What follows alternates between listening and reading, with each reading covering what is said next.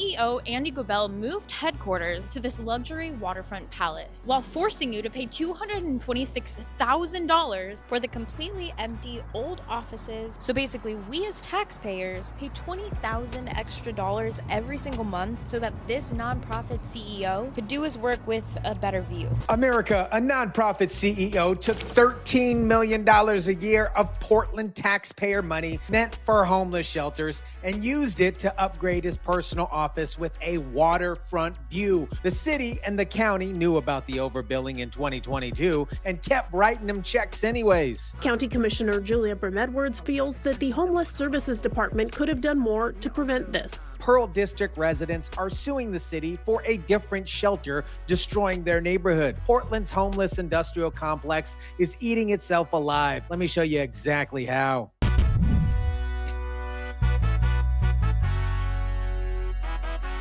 What is up, guys? Tyson DeLaCruz here. Thank you so much for rocking with me. The people living in these shelters trust the staff who work there. The CEO trusted himself to spend your money on a waterfront real estate property. Only one of those things ended in a lawsuit. Let's get into it. First off, I want to give a huge shout out to Haley West for doing the groundwork and ground reporting on this because the local news is burying the details to tell the real story here. Let me lay out exactly what Oregon taxpayers funded. Sunstone Way received $13 million a year. They received $13 million a year from the city and county to run homeless shelters. That is your money. That's my money. And here's the itemized breakdown of what that money actually funded. CEO Andy Goebel relocated headquarters to a luxury waterfront office, then billed the county $226,000 to keep the old office empty. You guys, empty, not occupied, just sitting there on your dime. Then $10,000 on fancy office furniture right before announcing layoffs to staff who actually worked with homeless residents. Then $30,000 on consulting payments to a Clackamas County insider while they were bidding on more contracts from that same county. Delta Park Motel, which used to be a Motel 6, completely shut down, garbage and trash everywhere, and even someone defecating behind the building. Okay, so I've been here for a while, and what I see is we hear a lot of things like so much money, like the state just got all this money to open up all these shelters. Yeah. And I rarely see anything going on. Somebody come out and hand you a free meal or something like that sometimes, but yeah, you really don't see any progress. With all this money, you would think that there's they have these shelters opening up and places for people to go, but really there's everything's full. You really can't get anywhere. So if all this money is getting poured in, where's it really going? A man living on the street just asked a better question than every city council member who approved these particular contracts. Where is it really going? That man doesn't have an office. He doesn't have waterfront views. He doesn't have a salary. He's just got eyes and ears to hear. And what he sees is millions and millions of dollars disappearing while garbage piles up at properties that were supposed to house him. County auditor flagged Sunstone's Way's overbilling back in 2022. Not this year, you guys, 2022, 3 years ago. And the city and county's response was to give them more shelters to run. Guys, this is not negligence. That is a choice. As the Joint Office interim director, I don't regret that decision. I think that this program was serving some really folks in high need, and that I don't think that when somebody makes one mistake, we should cut them off and say this no longer works. One mistake, the auditor found: systematic overbilling, and she called it one mistake. One mistake, 3 years of continued contracts, $13 million per year. The quote unquote one mistake was billing the county for expenses that were not allowed repeatedly. It's not one mistake, guys. That is a business model there. Now let's cross down to the Pearl District, because while Sunstone Way is imploding on the east side, the Salvation Army is getting sued on the west side. And the story of how that shelter got there tells you everything you need to know about how Portland operates. The city signed a lease for a building in May. The lease had confidential clauses in it, meaning residents were supposed to know. About 500 people found out when postcards advertising the grand opening showed up in their mailbox. Not a community meeting, not public input, a postcard after the fact. The lease was entered into quietly, right? What we mean by that is no one knew about the lease, and the lease with the owner of the building specifically provides that it will be confidential. Well, who does that unless they don't want anybody to know? They probably knew the community would not be happy about it. A confidential clause, you guys, on a public shelter lease using public money. They knew. They deliberately built secrecy. And when 500 angry residents showed up to the meeting, the mayor's predecessor called them tip of the spear, like residents objecting to defecation on their front sidewalk steps is some kind of trailblazing social experiment here. You take a look at our rental rate loss immediately after the shelter opened, and it's like dropping off a cliff. How many people want to live in an environment where when they get home in the evening or leave in the morning, they are greeted with urination, defecation, vomit, people passed out, people having drug-related issues? The property lost over $5 million in value because the city hid a shelter from the entire neighborhood. And now taxpayers might fund the legal settlement as well. 48 pages of documented evidence found almost daily urination and defecation on the building. So people were peeing and pooping on the building. Drug needles and foil regularly left behind. Groups lingering like zombies from The Walking Dead after the 5:30 a.m. release with nowhere to go because the city cut the shuttle that used to move them to a day center. They cut the services that solved the problem. Then they blame the residents for noticing. Here's where the story gets interesting. Into all this chaos walks in Dr. Marbet, Trump's senior advisor on homelessness, flew to Portland, sat down with 50 local officials at the HUD office, and delivered a message that I guarantee nobody in the room was wanting to hear. There's going to be much more competition for federal housing and homelessness dollars under the Trump administration. A counselor on Metro, the regional governing body overseeing Multnomah, Clackamas, and Washington counties, tells us Portland will have to compete for federal dollars for programs for homeless services, transitional housing, mental health and addiction, and permanent supportive housing programs, showing federal officials how and why specific programs are successful. More competition, translation. You can't just exist as a nonprofit anymore. You have to prove that you're actually working. Under the Joey Biden administration, Portland got money for simply just existing. Under Trump, you have to prove your shelter actually helps people transition off the streets. You have to demonstrate the particular outcomes. You have to compete. And here's the beautiful irony of this entire situation.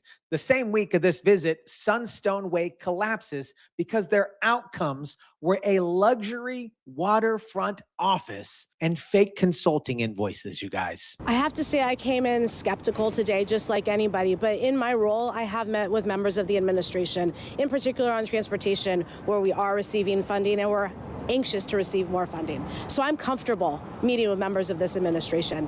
And what I look for is how serious are you at addressing our problem and understanding the scale we have in Portland. And I was quite pleased. Which means Trump's team was more reasonable than the media told her to expect. And now watch what the county is doing with their budget at the exact time Trump's advisor is in town telling them to compete for money. Consensus among a majority of city leaders and some county leaders centered on a division of labor, where the county would take on shelter services while the city focuses on increasing low-income and supportive housing. As far as what I've seen, before COVID, the city spent a lot of money, about $20 million on programs like rapid rehousing, supportive housing, and permanent supportive housing. And currently that is significantly lower. When asked by Councilor Angelita Murillo where she believes cuts should be made, Jillian Shoney, the director of the Joint Homeless Services Response System, suggested the city only needs a little over a quarter of the current overnight-only shelter beds that it has.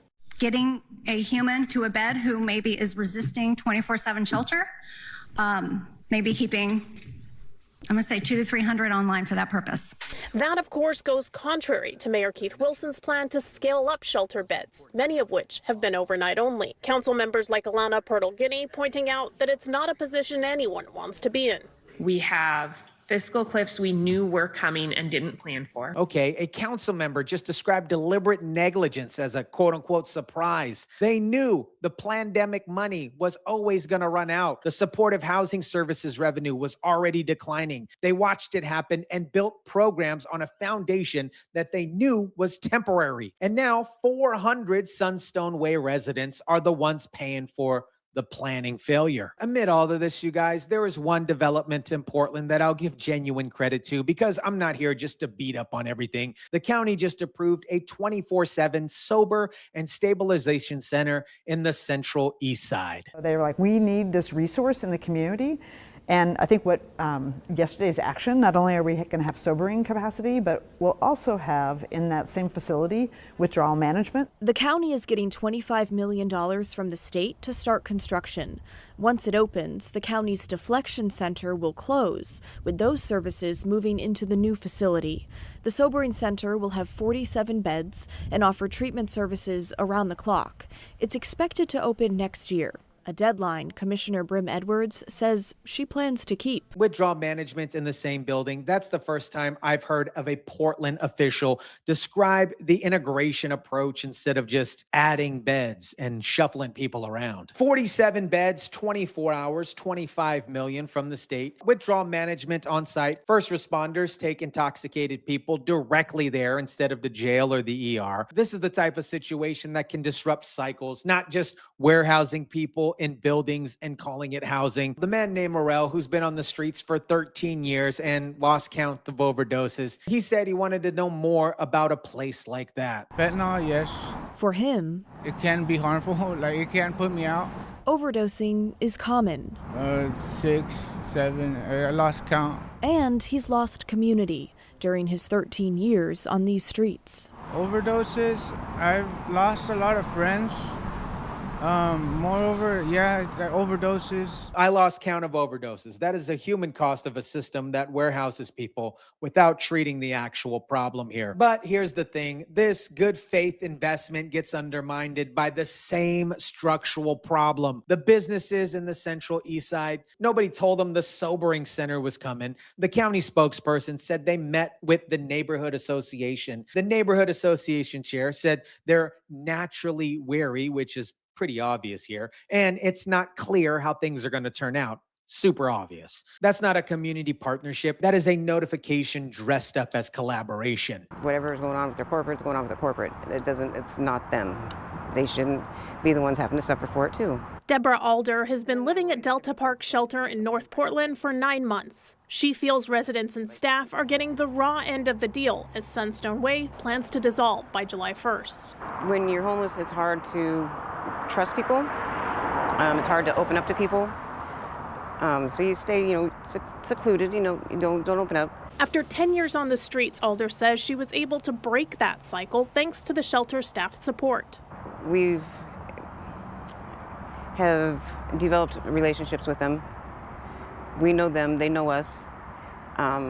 They're there for us. She's right. The frontline workers don't move to Waterfront offices. They show up every day. They're the ones getting hurt by the CEO's choices. America, here's the truth about Portland's homeless crisis that nobody in City Hall will put on a press release. The nonprofit industrial complex is a self-sustaining system that requires homelessness to continue in order to justify its own existence. Sunstone Way didn't accidentally fail. They overbilled. They were caught. They kept getting contracts. The CEO bought a view, and 400 people are about to sleep outside because the adults in charge of accountability decided that one audit wasn't enough reason to act. The Salvation Army Center lawsuit goes to court. If the city loses, the damages come from the taxpayers, the same people who funded the shelter that caused the damages in the first place. Portland will pay to build it and pay to lose the lawsuit about building it. And that nonprofit managing it will be gone. The woman at those apartments said it right. Their voice doesn't matter. The man on the street asks where the money's going. Deborah Alder just wants to keep the staff she trusts. Unfortunately, they all see the same thing. The people running the system see a different thing entirely, and it comes with the waterfront view. Let me know what you think about this. Drop it down in the comments section down below. Smash the like button if you kindly would. Share, subscribe, and as always, guys, I'll catch you on the next one.